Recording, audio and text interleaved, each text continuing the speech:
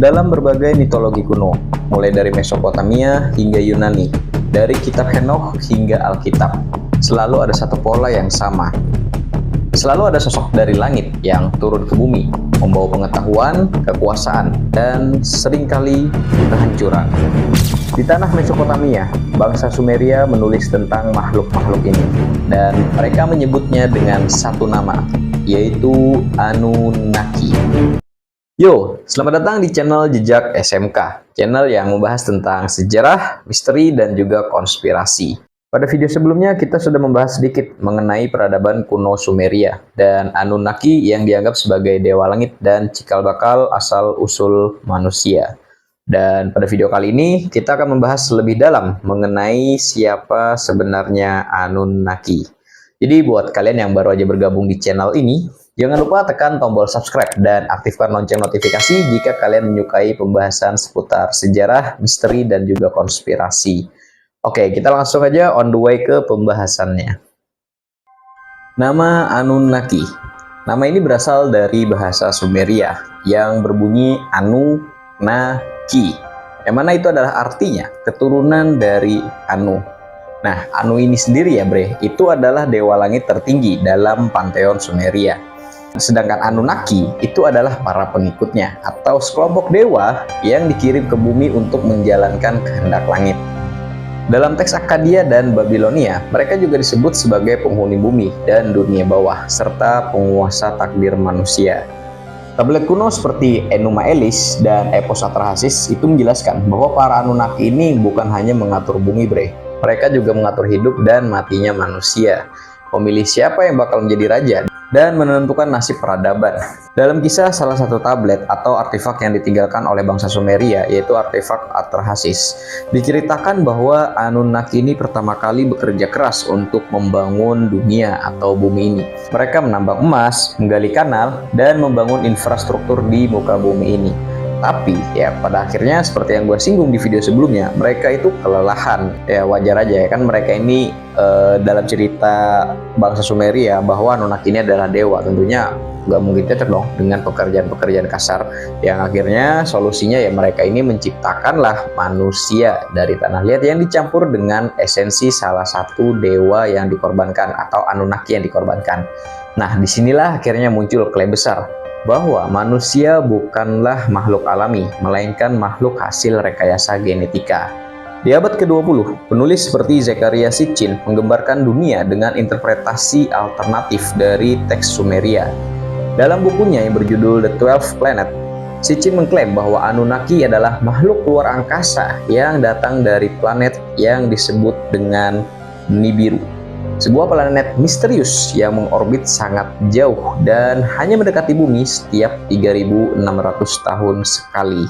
Menurut Zecharia Sitchin, Anunnaki datang untuk menambang emas. Ya tentunya bukan karena kekayaan ya, tapi untuk menambal atmosfer planet mereka yang rusak.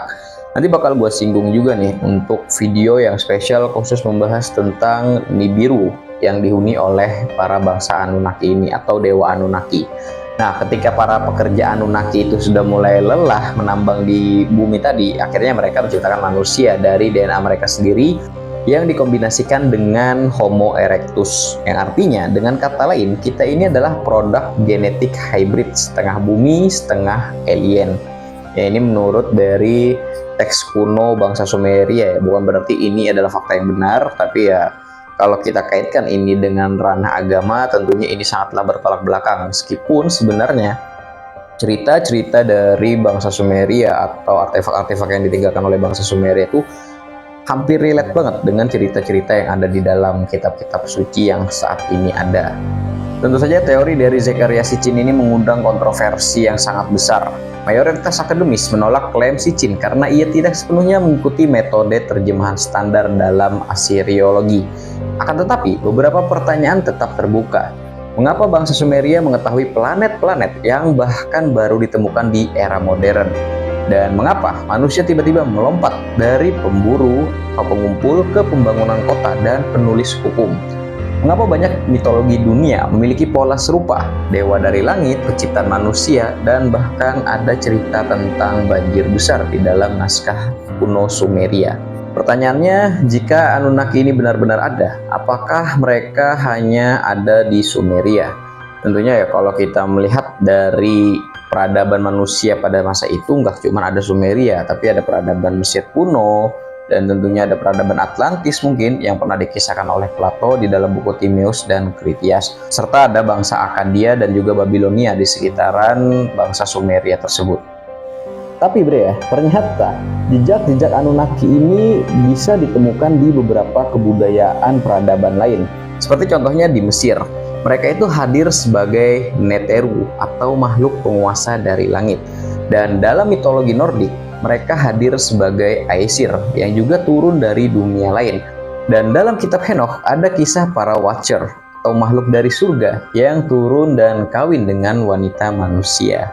Semua ini sebenarnya mengarah pada satu benang merah, yang artinya manusia pernah berinteraksi dengan makhluk non-manusia yang sangat cerdas, atau yang saat ini mungkin kita lebih mengenalnya dengan alien ya, terlepas daripada mungkin cerita-cerita di Mesir atau di Nordik, itu entah itu memang Anunnaki atau bukan ya kita nggak tahu sih. Cuman kalau menurut gua, cerita ini sepenuhnya hampir sama, paling ya beda di penamaan. Artinya ada satu poin penting yang benar-benar sama, yaitu adalah turunnya makhluk langit untuk mengajarkan manusia berbagai macam hal. Jadi siapa sebenarnya Anunnaki ini? Apakah mereka ini benar-benar alien kuno atau hanya sebuah simbol dari kekuatan kosmik yang disembah oleh manusia purba? Yang jelas ya, tablet-tablet kuno itu nggak berbicara dengan bahasa dongeng. Mereka berbicara dengan struktur narasi, angka, sejarah, dan juga kepercayaan yang terlalu rinci untuk hanya disebut sebagai mitos belaka. Mungkin saat ini kita belum tahu jawabannya, tapi semakin banyak yang kita pelajari, semakin kita menyadari bahwa sejarah manusia mungkin jauh lebih kompleks dan lebih tua dari apa yang diajarkan di sekolah. Oke, jadi sampai sini aja dulu untuk pembahasan tentang Anunnakinya. Dan gue bakal lanjut lagi ke segmen video berikutnya yang masih membahas tentang Anunnaki, yaitu tentang kedatangan mereka. Dan ada beberapa fakta mencengangkan yang bakal bikin lo semua kaget, bre. Yaitu kesamaan kisah tentang Adam dan juga kisah Anunnaki ini. Serta ada beberapa kesamaan dengan kisah-kisah di dalam kitab-kitab suci agama pada saat ini. Sebenarnya pembahasan ini sangat-sangat sensitif ya, karena ya boleh dikatakan kalau memang kisah dari Sumeria ini benar, artinya ya semua agama yang ada saat ini hanyalah sebuah dusta. Tapi ya kita nggak tahu kebenarannya bagaimana. Tetaplah teguh dengan keimanan kalian, jangan sampai goyah hanya karena kisah Anunnaki ini. Karena ya kalau kita merujuk pada setan, tipu dayanya itu luar biasa. Mungkin aja Sumeria ini atau artefak-artefak ini adalah salah satu dari tipu daya setan ya, kita nggak tahu sih. Cuman yang jelas ini hanya sebagai sebuah cerita atau pengetahuan dari masa lalu. Gak tahu mau kalian teguk bulat-bulat juga silakan. Kalau kalian mau nggak percaya juga nggak masalah. Cuman yang intinya gue ngasih tahu apa adanya aja sesuai dengan fakta sejarah. Oke, jadi sampai sini saja perjumpaan kita. Dan buat kalian yang suka dengan pembahasan mengenai misteri, sejarah, ataupun konspirasi, jangan lupa tekan tombol subscribe dan aktifkan lonceng notifikasinya agar kalian tidak ketinggalan konten-konten sejarah ataupun misteri dan juga konspirasi dari channel Jejak SMK ini. Oke, see you next time.